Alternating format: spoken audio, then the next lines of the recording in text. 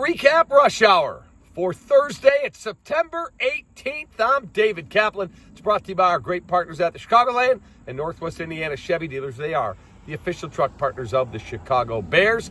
And Tasty Trade, stocks, crypto, futures, options. Whatever you trade, you should do it at tastytrade.com.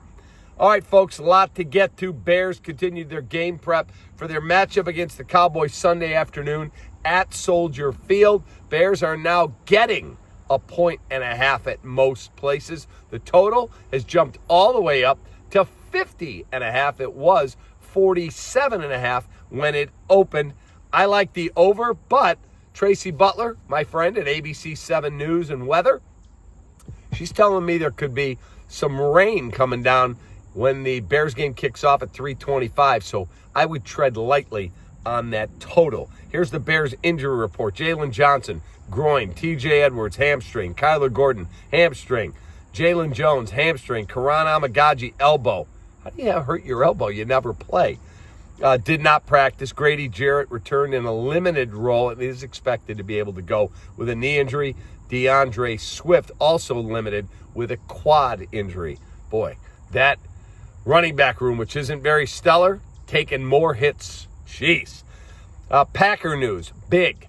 Tight end Tucker Kraft, who had his breakout game against the Commanders with 124 yards and a touchdown, suffered a left knee injury today at practice.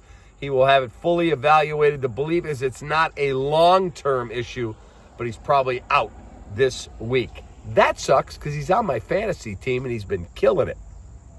Future Hall of Fame pitcher Clayton Kershaw of the Dodgers announced today he is retiring at the end of the season. He is a first-ballot Hall of Famer. He will make his final start at Dodger Stadium on Friday evening. Check this out. An extremely rare and cool piece of memorabilia hits the auction block between October 10 and 28 when Muhammad Ali's unsigned draft card to go into the Army will be auctioned off. It's expected to fetch up to $5 million for this one-of-a-kind collectible. Tonight on Thursday Night Football, Dolphins and Bills in Buffalo. The game appears to be a mismatch on paper, but the Sharps in Vegas are taking the 12.5 with the Miami Dolphins.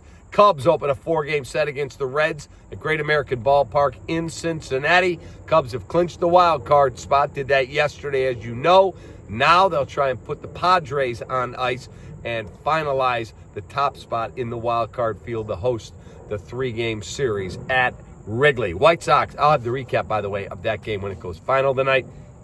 White Sox have today off. They get a 3-game series going with the Padres on Friday. Go White Sox. Here's today's Ankin Law Question of the day, 312-6 million for the best personal injury attorney in Illinois, the award-winning Howard Ankin. Go to AnkinLaw.com. If you were managing the Chicago Cubs, who would you start in game 1 of the wild card round? Here's your choices. Jamison Tyone, Matt Boyd, Shota Imanaga, or my pick, rookie Cade Horton, who should win Rookie of the Year.